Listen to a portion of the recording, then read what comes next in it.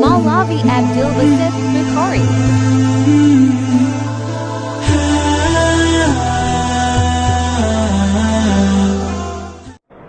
அடுத்து பார்க்கிறோம் வாலிபர்களின் குற்றங்களை. எல்லாரும் அடிக்டட், இதுல மாற்று கருத்தை கிடையாது. என்னது?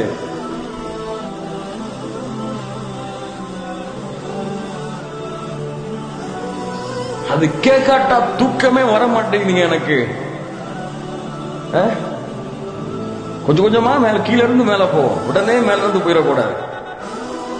என்னது? மியூசிக் ஹராமோ ஹலால், ஹராமோ ஹலால்.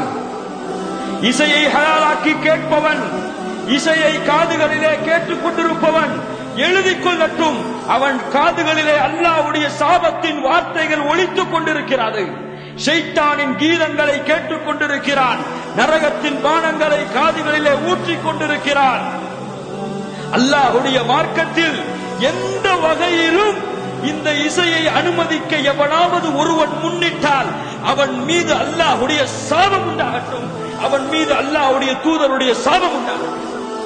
அல்லாஹ்வுடைய தூதர் அப்படித்தான் சொன்னார்கள். அல்லாஹ் சொல்லுகிறான் அவனது புத்தகம் அல்ல குர்ஆனிலே, வமினன் நாசி மையஷ்தரி லஹுவல் ஹதீதி லியுதில்ல அன் சபீலில்லாஹ் பிகைரி இல்மின் வயத்தஹிதஹா ஹுஸ்வா உலாயிக லஹும் அதாபும் முஹீன். சில மக்கள் அல்லாஹ்வுடைய பாதையிலிருந்து மக்களை திருப்புவதற்காக சில அற்ப கிரயங்களுக்கு சில பொருட்களை விலைக்கு வாங்குகிறார்கள்.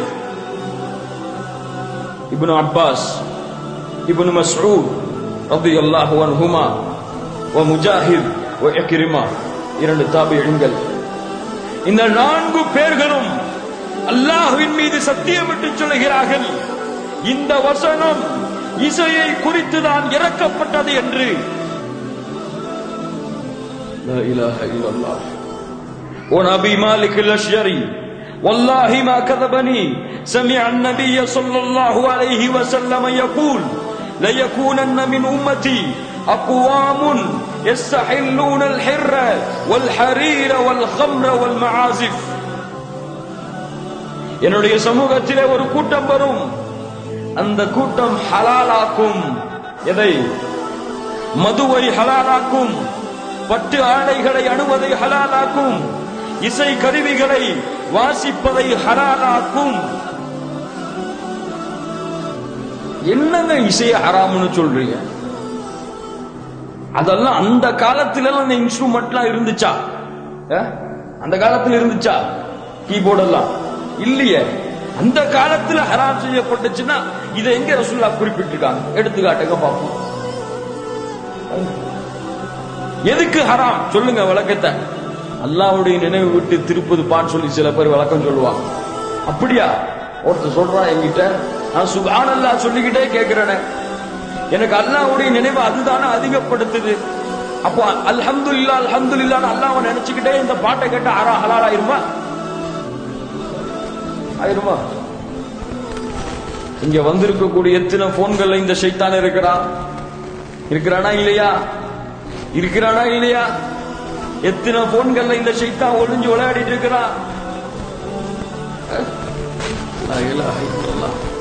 அல்லாஹ் தடை செய்திருக்கிறான், அல்லாஹ் தடுத்திருக்கிறான்.